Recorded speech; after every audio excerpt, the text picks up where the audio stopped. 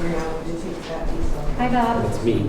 You're muted, so Oh, are you going, and are you, good, are Hey, you Bob. going to be using a camera at all? I may not be, not sure, but reception of the from here, I'm just ask Burlington, but I'll be fine without my camera. Okay. Sounds good. We have like 2 minutes before we start, so. Right, excellent. And just so you know, we have Gary. Thanks. Oh, go ahead. Thanks for sending the link. You're welcome. And we have Gary, Emily, Betsy, and Julie, Kevin, and then we have a few folks, Scott Badger, and David Teske, and also, did I said Scott Badger, and then also we have Chrissy, who is going to be our new deputy EMD in the room, so Chrissy Frazier. So that's our, Got the 18 there. yes, yeah, because of last night. we do. It's a nice, nice street. How was your trip? Did you just have a trip somewhere? Yeah, I just got back. Those ones, it's all, Didn't notice. there's not Good, good. Always good to be home. Yes, Yes, I I always agree say with that too. Yep. I couldn't believe it. Especially after an 8-hour jet flight. Oh, I Like can't a wait till the freight plane. safari will be Oh my God. 20 hours from start to finish with all of it. Yeah. It'll be worth it. So, it'll be worth it. Yeah, Margaret. When is that going to be again? End of July, first 2 weeks of August. What a nice trip. So, yeah, that's gonna be fun. All right, it is 3:30, so I'm gonna call the meeting to order and start with the Pledge of Allegiance. I pledge allegiance to the flag of the United States of America and to the republic for which it stands, one nation, under God, indivisible, with liberty and justice for all. Thank you. All right. I am recording this meeting just because Bob Thompson is on Zoom, and if it's hard for him to hear anything with Hank's recording or vice versa, then Betsy will be able to benefit from that when she does the minutes. So, but thanks as always for being here, Hank. So our first order of business is the minutes, and Frank, you were not here, but not sure if you read them. And Bob, did you have any comments on the minutes? No, I read them. I don't have any comments at all.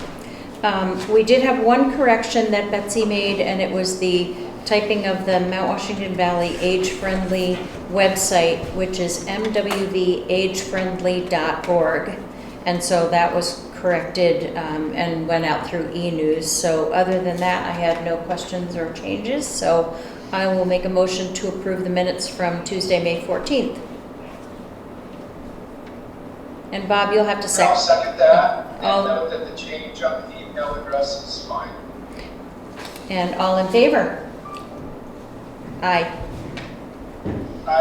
Thank you. All right. And you don't need to sign it, so you're off the hook. Before we start with the agenda, I just want to thank you, Gary.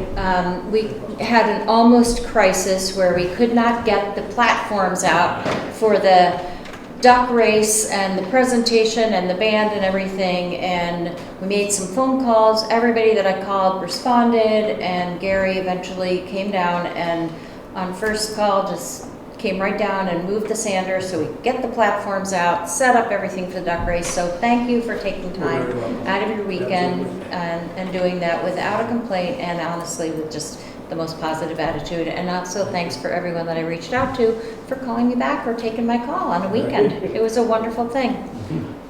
I felt very powerful. No, I'm just kidding. It's not about me. Okay, on to the agenda. The first is the deputy EMD appointment, and Deirdre had resigned the position, so we have someone that has stepped forward, Chrissy Frazier. Nice to meet you, Chrissy. Emily, would you like to say a few things here? Well, I just want to introduce everybody to Chrissy. She actually lives right up the road from me, so if the Carter Notch Road blows out, we'll both down. I was gonna say, is that the exact request for a canoe that we just did? Yeah, exactly. But yeah, I was very excited. Chrissy came forward, actually volunteering to take part in the hazard mitigation plan process as a private citizen. And unbeknownst to her, that first meeting, Julie and I looked at each other like, Chrissy. Yeah. Tagging on your back. Yeah, exactly. That'll get somebody from coming. But yeah, so she's worked for the observatory and nonprofit, a lot of grant experience. So I'm hoping to tap into not having her write them, but look at them as I put stuff together. And there's going to be some onboarding and training that will have to happen, but it's not unlike kind of what I went through deer in the headlights. So Perfect. just enthusiasm and love for the town. So Great. Well, thank you very much. Yeah, do you have anything else? Do you want to add? No, I'm excited to learn and hopefully be helpful and be more involved in the town because I just love it here and there's so many amazing people, so I'm thankful for the opportunity. Great, and agreed. Well, I will make a motion to appoint Chrissy Frazier to the town of Jackson as the Deputy Emergency Management Director. I'll second it. All in favor? Aye. Aye. Aye. All right. And I do have to step out. Yay. I think thank you. It was I'm leaving in July. really boring job. Yeah, exactly. So that's what we all hope for. I have to step out to go to another meeting, but Okay. Thank you. And then when you do get back, there is something that you have to sign on here and do the oath. So whenever you can arrange that with Julie. tomorrow. So. Okay. Great. Thanks. Great to meet you, Chrissy. Thank you. Thank you. Enjoy the beautiful night. Yeah. Thanks. All right, Emily, you are up for an update on the EMD plan. Yes. Yeah. So in terms of the fee, wait, should I come up front? No. It's up to you. I think we're good with that. We, as you well know, are continuing on in the process of the wrap-up of the storm, the December 2023 storm. We had a disaster declaration, and now we're going through the different steps. The next, we had a recovery scoping meeting, and we had a follow-up meeting to that. I think one of the big things that came forward at that meeting was the town hall is now fully off of any discussions in terms of funding to support that. There was insurance that provided the funds to support the furnace.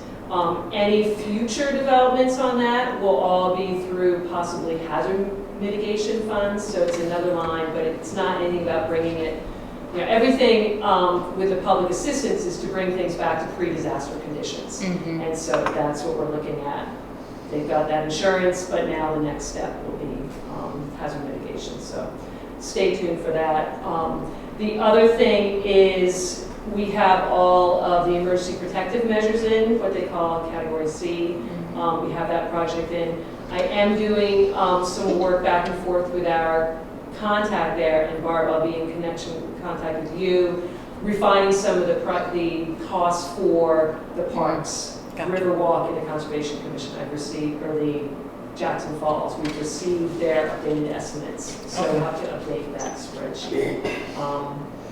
And then Gary's World, Category C, I think it is.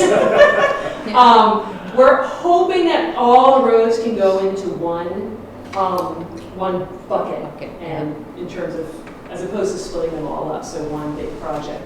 I think the biggest takeaway that I just want to make sure folks understood is that moving forward, as we're continuing in sort of a segue into our hazard mitigation plan update, I've been in touch with Bill Terry, the planning board, and as they're doing their capital improvement plan, the Conservation Commission is doing the Wildcat River Management Plan, and certainly talking with Gary about upsizing anti-culverts. Those are all hazard mitigation measures, which should be documented as action items in our hazard mitigation plan. And to make sure that everyone brings their sort of wish list of improvements that they would like to see in their different worlds of the town. And so I'm gonna be back in touch with you because I have a lot of things that we've written down. And so I did a follow-up chat just with Ann Pillion from the Historical Society, and really looking at the town hall. Well, the first thing that comes to me is, I don't know if this will be on the record, I guess, but do they want to buy it? And then they can, Right. decide really where it goes. But those hazard mitigation things, everything impacts everything else. To really make sure that, certainly for applying for different grants, if you can tie things to your action items in your different plans, that's what a lot of the funders really want to see. That it's part of strategic planning, overall planning for the town. So that's sort of what I'm pushing. Dick Benning is going to be the representative for the planning board at the next hazard mitigation plan meeting. So, yeah, so.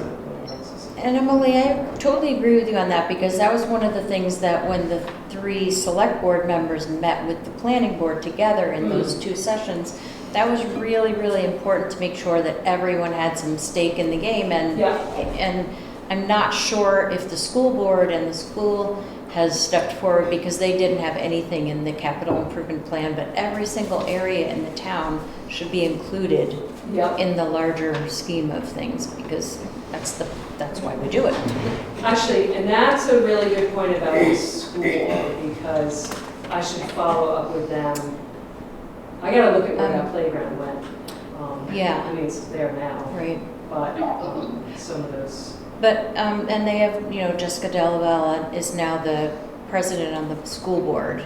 Well, she's the president of the board? Maybe I'll reach out to her. So I chatted with her just briefly to, say, let's make sure we have our ducks in a row together and, know what one hand is doing, the left and the right. So I would reach out to her and make sure that, I did mention that, she should contact Bill Terry on the planning board and talk to him about that moving forward. Okay. And I have been in touch with the school about attending one of the hazard mitigation plan meetings, but now that we're really kind of honing in on these action items, I just really want to make sure everyone gets them in. Yeah. How did the new path work out with the rain last night? Any word on that, if anything got washed out? I know it was... It was rainy. It was raining a lot. Because I kept looking at my phone and like... It's usually okay as long as the ball field doesn't flood. And we're close to that. Okay. So I'm sure it's fine. Good. I mean, they just got done again. I know. And I thought, oh my gosh. Yeah. I mean, again, I was like, well, trees are taking the water now.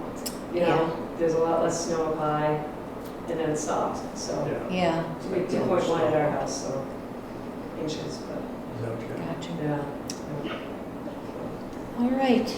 Any So questions? Anything else? I might have one question for you. Yes. I mean, you said that there might be funds available for culverts, for example, and some materials with this section C or whatever we're talking. Yeah, I'm kind of Okay, racing. okay. Okay, so All right. we're comfortable with. So there's 2 lines of hazard mitigation funding. And I'm not even going to throw the numbers out. It's like 406 or 404. And so the state, it's a very competitive process for those funds. Gary's already filed, what do we call that, a letter of request? Letter of request for the one Green Hill. Yeah. That's been in the works for 3-4 years. Yeah, exactly. And that's kind of the timing that you have to look at with these projects. So that is in the works. That's in our old hazard mitigation plan, so we could directly correlate that.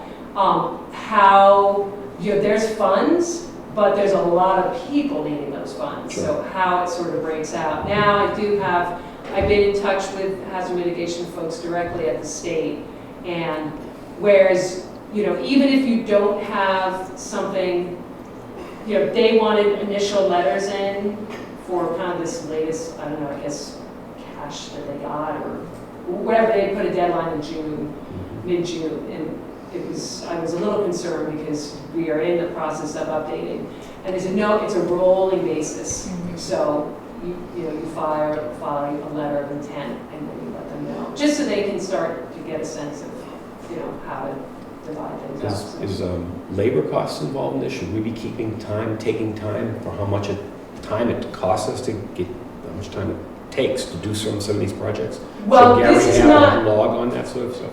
Well, so this is not in what's going on with the FEMA related, with the disaster, the December 2023 rainstorm. That's a whole Right. separate thing. And all those costs are all factored into what we're recouping. I see. But moving forward, it's bringing things back to pre-disaster conditions. Mhm. But moving forward, Right, and that's a project that we've been looking at for 3-4 years. Yeah. That Yeah. needs to be done. Right. Over there, at the bottom of Green Hill, that culvert is in really bad shape, Right. and it needs to be upsized. We've Yeah. known that for 3-4 years now, and, it's like, now, let's just do it. We gotta do it. yeah. But I think you are keeping track of your hours on those, Oh, yeah. because you had turned in estimates Yeah, for at the bringing it planning in. board. Okay. That's Yeah, right. just To bring Yeah. anything back pre-flood, we kept track Yeah. of all the hours and labor, and Perfect. materials, and what machine we use, and how many hours. Yeah, that's all Oh, documented. yeah, that's all. And for that project over there, they wanted a rough estimate of what we were looking at for materials, labor, and all that. Now, all the townspeople that watch this will know we'll get money from somewhere at some point. Yeah. These things Hopefully, we're gonna get We're some. trying. This is We just gotta our try. regular tax dollars. Yeah, good. That's terrific. All right. Bob, any questions for Emily or Gary or anyone? No, it sounds pretty straightforward, thanks. Yeah. Okay. All right, the next is Bear Lane, and we had that on the agenda from last meeting, but we had tabled it because of nobody was here. So what's the update on Bear Lane? Well, we've looked at it, Emily was there, and I looked at it, and practiced with us, and, what they had was very minor flooding in, just because of how much water we had. The only thing that, and it is a private road, private drive, the only thing they could do that I suggested, they have a 3-foot culvert there now. I said, the next step would be to go to 4-foot culvert. If you'd had a culvert that size, there wouldn't have been any erosion. But I talked with Jay, because he fixed the driveway after the storm. He said, it was only a couple of yards of dirt that they lost. And so there's really no substantial damage or anything to be done. Really nothing to do. And Mr. Bateski, you are a resident on Bear Lane, Yes. correct? Yes. So any thoughts on that Well, or input? in looking at it, it's funny, we were out of town, we came home and said, Oh. we had to carry our suitcases through the gully and up the driveway. and This all was that. back in December? Just- Yeah, Yes. December Yeah. 18th, to Right. be exact. Yeah. We all know the dates. And it was pretty major. If you look at did you see the sandbanks? Yeah, I did. Upstream there? That was a lot of stuff. Yeah, And it looks not a lot. I- I'm sure it looks like a lot. And it's a 24-inch culvert, is what it is. I thought it would go bigger than that. No, it's 24. Ask, either that or we got more than we paid. We paid Fred for, and I doubt that. Okay, well, the other one is outside. So yeah, I think it's a harbinger of the future. I think, Yeah. yes, it's a private road, but clearly there's access required for firefighting in there. There's access required into Bear Lane for the water precinct.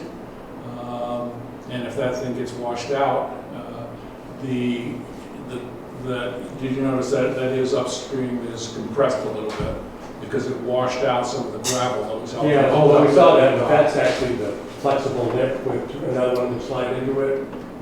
Interior of the culvert. Yeah, the exit's fine and Right. all the way down, It's the especially flimsy it's lip the that entrance. turns over. Okay. And I went to engineer Google and it said that really what you ought to do is put some more heavy stuff at the front of that. Well, it should have a big header across the top. Yes, So the exactly. weight of that stone, the stone's just small, Yeah. it's there. Yeah. It's sitting right on top of it. Yeah, and it was supported by gravel, but the gravel got washed away. Okay. Anyway, And it should- So it's repaired today? it's repaired today, Okay. that's correct. And I Frank, went there question? today because I wanted to see, after last night's monsoon, what it was gonna look like down And there. last night wasn't bad at all. It seemed pretty, I don't know, I had a wheelbarrow that was up and was filled with, there was a lot of rain, so Yeah. maybe it was in different parts of the town. But Stan was there, one of your neighbors, Yeah, and I was talking to him, swatting flies, and he was filling buckets of gravel, Hauling gravel. But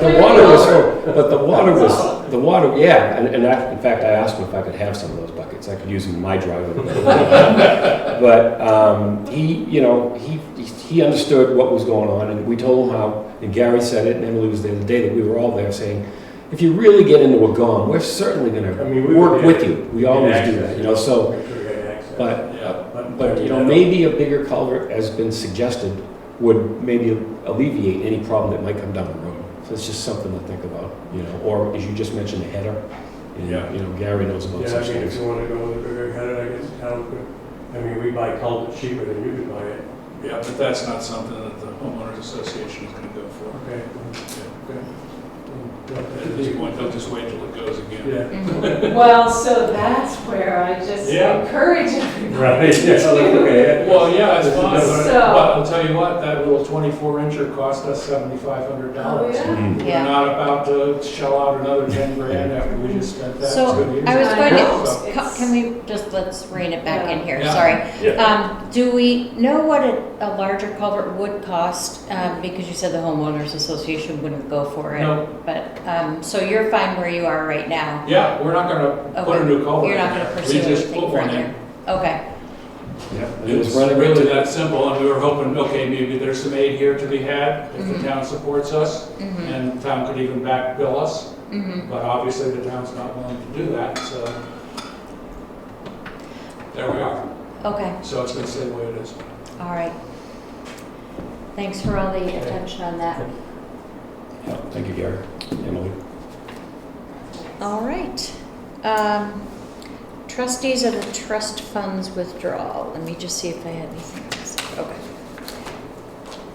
All right. We have, Bob, I didn't ask, did you have any other comments on that? Bob? No, no, Okay. I didn't have any. Okay, Last one. just checking in. Tough place. All right, so trustee of the trust funds withdrawal, the select board is requesting and authorizing the trustees to transfer $400,000 from the bridge repair expendable trust fund 0034 to Mascoma Bank. And this is obviously for the Valley Crossroad Bridge. Motion? I'll make a motion that we transfer those funds, $400,000 for the bridge on Valley Crossroad. I will Right, second. Rich? I'll second that. Okay, all in favor? Aye. Aye. Aye. How's that moving along? Has anybody been over there to look at it and stop in? It's kind of slow with that, I mean, they got the whole bridge ripped out and I've seen for a little bit. Did they disturb the peepers or anything like that? I mean, it was Nothing really yet. quiet there. I haven't heard a complaint. Yeah. Actually, we were keeping an eye on the parking over the holiday, and there were people parked right up against the, like parallel parked against the road closure sign. I know, people don't. Because why? There was no parking sign there. Why not? Right. Anyway, all right. You're not going to mention the car that almost went over the banking? Okay, so yes, on Saturday or Sunday, I can't remember what day it was, there was a car that my son happened to witness the accident. The car was pulling into one of the head-in parking spots and accelerated instead of hitting the brake and went right through the railing, hit a tree, their airbags went off, and Chief Purley sent me a picture that the Terrys had taken to our neighbors across the street. The people are very fortunate that they weren't more to the right on the parking there, because they would have really literally gone right over. But we may have a conversation moving forward with Ben here and to figure out if we need to do something more than some rail fence. I mean, That's something that'll stop a car. yeah, I mean, I'm knocking wood because I think that is the first time someone has done that anybody knew about, but boy, it could have been so much worse, I guess, to say. And then, of course, there's, like Frank said, there was no oil spilled or anything like that, thank goodness, but there also wasn't any physical damage other than the airbags, thank goodness for that. But what if, what if something worse happened, or, just damage to the surrounding paths and the trees and the river? So we might have a conversation, hazard mitigation, all of that being top of mind on what to do. And Chief had some suggestions right away. So we can put up some beautiful Jersey barriers. Right, that's not, the kids go there and paint them. No, thank you. Quick comment. Yes. That section of the river, I believe, is part of the National Wild and Scenic. Yes. The whole river. There may be some kind of Yep. funds available to Yep. help maybe. We're definitely going to look into that, because it was, the fence is obviously gone, but I don't know what kind of damage was done. And I think Ben is looking into that for the wildlife and the river itself. But again, could have been a lot worse, I'm sure. So, all right, exemptions and credits. So these are exemptions and credits for solar exemption and veterans credits. So there are 3 that I'm going to read, and then we can make a motion for all 3 of them. There's one for Driscoll on parcel V10 lot 209 for a solar exemption, and the assessed value is $37,813. The trust documents were received on this, so that is okay to approve. The Campbells on parcel R17 lot 8C, $500 veterans credit. Trust documents have been received on that. And then Spinney on parcel V10 lot 131, a veterans credit of $500, and that is also okay to approve. So, motion? I'll make a motion to approve these 3 exemptions and credits for Driscoll, Campbell, and Spinney. I will second that. All in favor? Aye. Aye. We got 2 of them, right? Yeah. And we're gonna do some signing here too, so let me pass these by. And Julie wrote our names on these nicely, so that's one sign. Okay.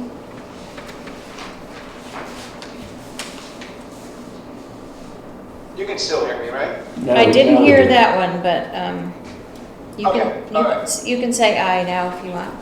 Who am I supposed to sign this? No, that's Sign fine. here? There was a red, This is, oh, that's gotta be, that's it, right on the back there, yeah.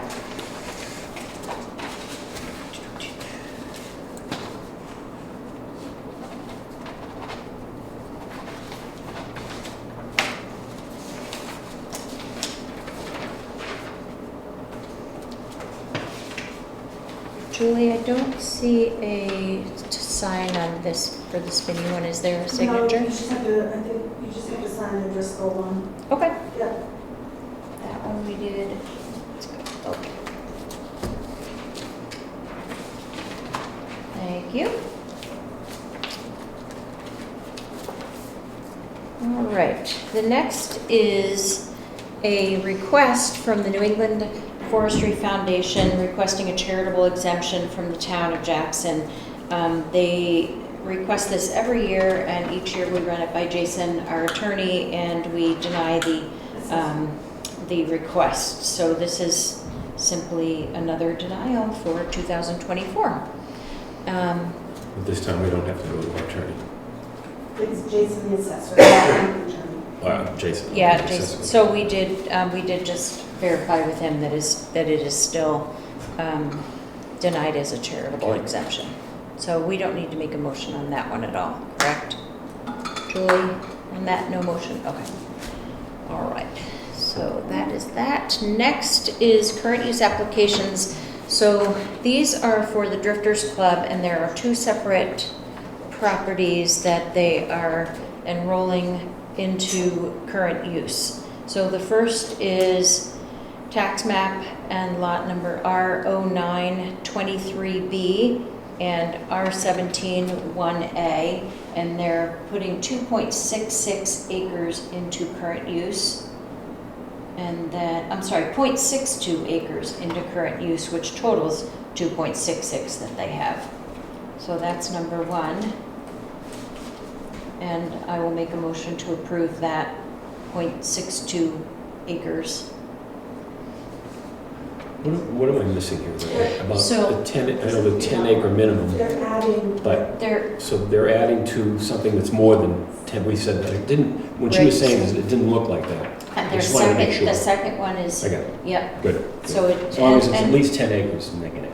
Right, and what they did is they updated some of their maps and their Okay, yeah. existing, It's legitimate.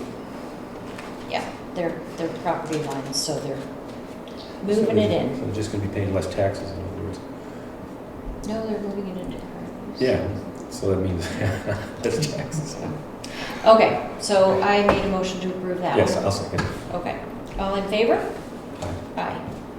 And the second one is to enroll 0.21 acres for a total of 65 acres on map R18, lot 68.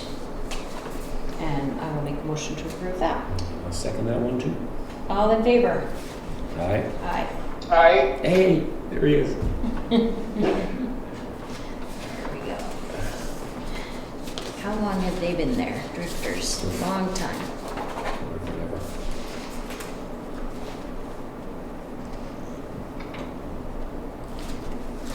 Whatever. Okay, that's that. All right.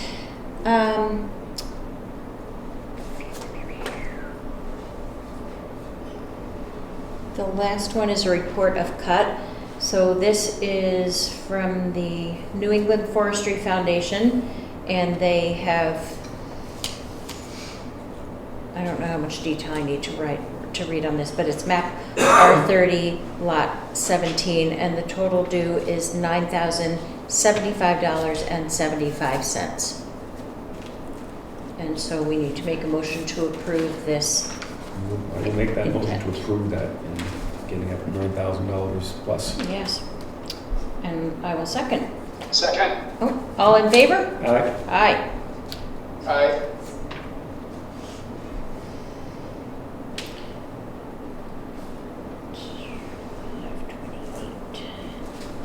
And we sign up here, so there's 2 spots to sign here, Frank.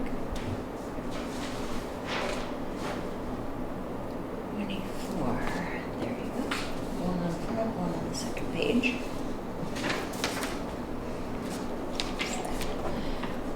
All right, Bob, do you have any update that you want to report on the fire station engineer study? Well, we met as a committee, and we have, let's see, Tim Scott and Anthony Giovanni serving as community fire representatives. And we met with the mechanical, electrical, and plumbing team to get a sense of just how we wanted things to look and what we were looking for heating systems and electrical grids. And I think we actually ended up approving the backside roof that's going to be a good pitch for solar to be set up to take solar panels. We know that we got the money in there to actually do that, and then we also we're going to need to run some linings into the building that had it make sense to get the parking lot ready for a couple of charging stations if the town wanted to do that at some point. But pretty straightforward. It's the first time we had the MEP team there, mechanical, electrical, plumbing. And so it was a good productive meeting. I think we went about 90 minutes and we're on our way. Awesome. On the charging stations, I know in the past that there have been grants available or possible funding directly from the manufacturers. Like I know Tesla was back in the day paying to have charging stations installed. So it's definitely worth a look before we do anything and spend our own money to see what's available. Emily? Yeah, I was just going to say, I think David and I, with the North Country Council Yes. Transportation Advisory Committee, he's definitely on that. Yes. Looking around, and Good. there are funds available, so. Yep. So, yeah, so Bob, keep that in mind and touch base with Emily or David Campbell. Sounds good. Thank you. Yeah, yes. All right, thanks for the update. It's exciting to see things Sure. are moving along. Jackson Historical Society, no one is here that has information on the bridge railing update. I would think that Ann would be here if she had any update, so we'll just keep that under the pending for the next meeting. And then we have our short-term rentals, so the first one is for 13 Rogers location, and we still have not received any application from them, so there's really nothing on that one to discuss. And then 82C Wentworth Hall, their short-term rental application is all set to approve because they did change their bedrooms and their advertisement, et cetera. So I think we are good to approve that one. So I will make a motion to approve Lawrence and Abigail Roush at 82C Wentworth Hall short-term rental application. I'll second that. All in favor? Aye. Aye. Aye. Thank you.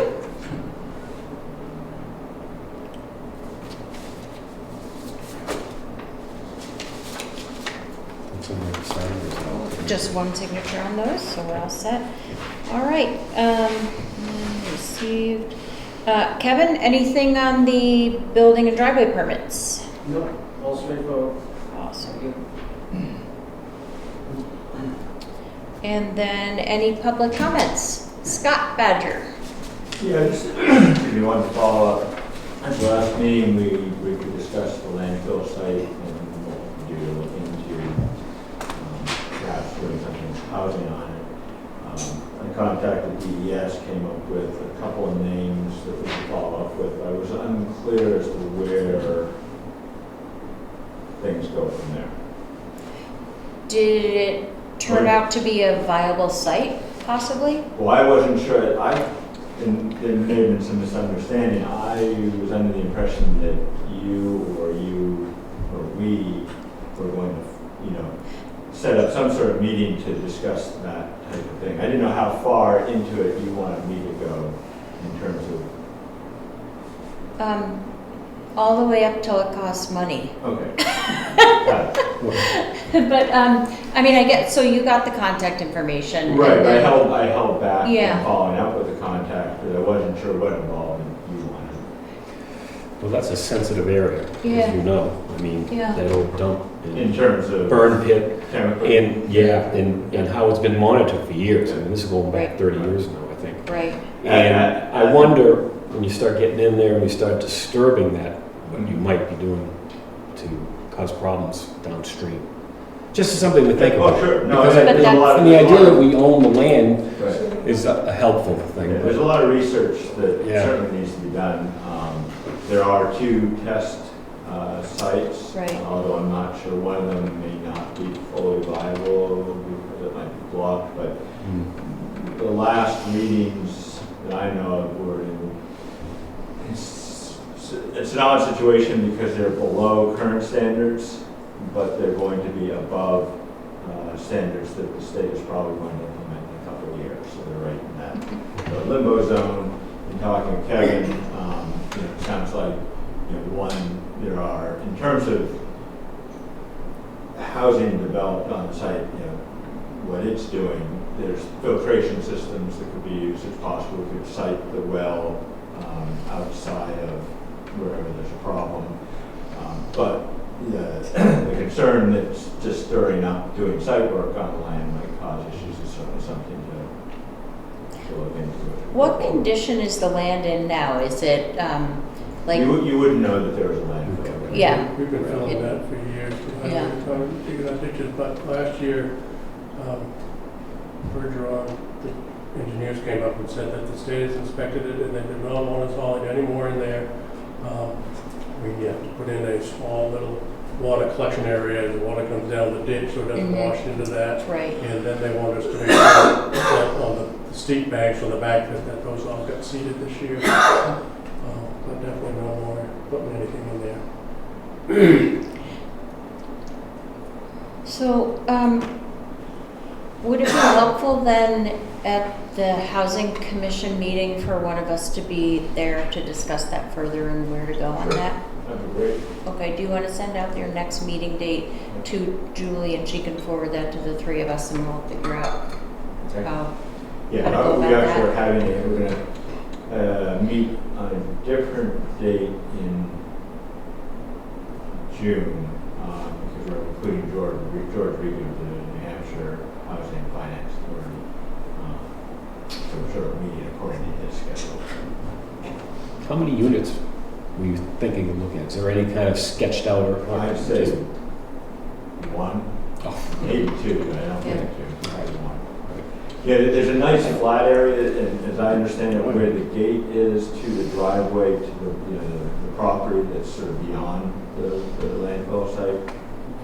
I believe that gate is actually on town land. I think it should be, maybe 50 yards further up the driveway. And so that area right there is nice and flat, and I think away from, maybe even a little bit uphill from where the actual landfill is, was, that might be that, just guessing, that might be the place to put something. Side note, I have met with a bunch of folks, not as a select chair, but as a person in the community on some kind of a dump store that, trying to revive that type of swap store. And we said, why do we put a container on Balloon Road dump? We can rejuvenate the old dump and put the store there. So, it's amazing how town property just gets snatched up immediately. But that was one of the locations that was thrown out there of trying to find somewhere to have a new swap store. And part of that discussion too was what do you do? And so we thought maybe a storage container would work where someone would be manned by volunteers certain hours, and you could drop stuff off and pick it up and that type of thing. So it'd be similar to what the transfer station used to do, but it would be off-site of the transfer station. So obviously lots of conversation, lots of strong opinions and thoughts, but we'll keep it going to see if we can come up with some kind of alternative solution other than a town garage sale. But Mullen Road is a popular site all of a sudden. So. That's not good news, is it? That's not It was a popular site when it was open, Saturday That's right. nights, that's where all the bears used to go. Yeah, that's right. Yeah. Before they I remember visited. going there. Yeah. Instead of out the barracks, just waiting for something. Exactly. Roam in the neighborhood. Yeah. Still won't. All right, Bob, any comments on anything? No, it seems pretty straightforward. I think the one thing I was thinking about when it comes to the Housing Commission, because it's newly formed, is would it be good for us to identify a select board member to be the liaison for that group? I was actually thinking the same thing, and maybe when Scott sends out the next meeting announcement, the three of us can talk about it and see what the thoughts are on that. But I think that's valuable if you would like to have someone as a liaison on the committee. Well, honestly, really, we're going to come anyway. So we have some upcoming meetings, and June 11th, you are not in town. Yeah, that's a problem. And so do we want to have that meeting that day? Do we want to skip it or make it the week after? Are you going the week after as well? No, I'm just going to be going for that 11th meeting. So thoughts on that? You have 11/25, 9th, and 23rd of July. Yep. I just can't make that. So I don't like to cancel them and not have meetings, except that it tends to be a little slower during this. Oh, I said it. I jinxed it. Slower in the summer.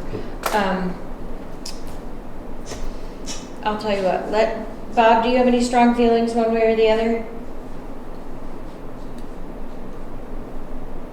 I don't have any conflicts on the 11th or the following week. That's what you're talking about, the following Tuesday? Yeah. After June 11th? Yeah, so we could do the 18th and the 25th, or we could just keep it the 11th and not have Frank here. And I'm sort of okay keeping the schedule as is, if you don't mind missing a meeting. All right, that's Are you- okay, but, I wanted to be there. Okay, then let's do it the 18th. Because I missed a few. Yeah, okay. Away, so. Then let's do the 18th and 25th, if that's okay with everyone. Is that okay, Bob? The 18th? Yeah, that's fine. Okay? Thank you. So the 11th will be moved to the 18th, the 25th, and then in July we have the 9th and the 23rd. All right. And then we'll go from there afterwards, because we'll talk about August later. We're going to have a non-public after this, but I just wanted to make a comment, and I'm going to call myself out on this one as well. I tend to joke a lot in these meetings, and it's one of those things that my dad told me will get me in trouble someday. But I need to always remember that this is a professional meeting, it's recorded, and that we talk about people in the meeting, and we always need to be sensitive to that. And this is just brought up because of an email that came back to our office about something that was said in another committee meeting that was unbeknowing hurtful. So it just struck a chord. And I think that I need to always be mindful of the fact that we're talking about the citizens of our town, and it can be very sensitive. So I apologize if I have offended anyone in the past, and I will try to be more mindful of it moving forward, that just because it pops in my head doesn't mean I need to say it out loud, which is something I'm really trying hard to follow. But I think we all need to be very mindful of the fact that when we are talking about any party that's on the agenda or affected by things, that we need to be respectful of those parties. So just, again, calling myself out on it, but just being mindful to everyone else. So. All right, any public comment? All right, I will call the meeting to adjourn at, well, we're not adjourning, we're moving into a non-public at 4:14. And thank you all for coming to the meeting tonight and participating. Again, Gary, thank you for driving down. Appreciate it. And Bob, I'll just, we'll hold on until we're done. And I'm going to stop the recording. Recording stopped. Okay.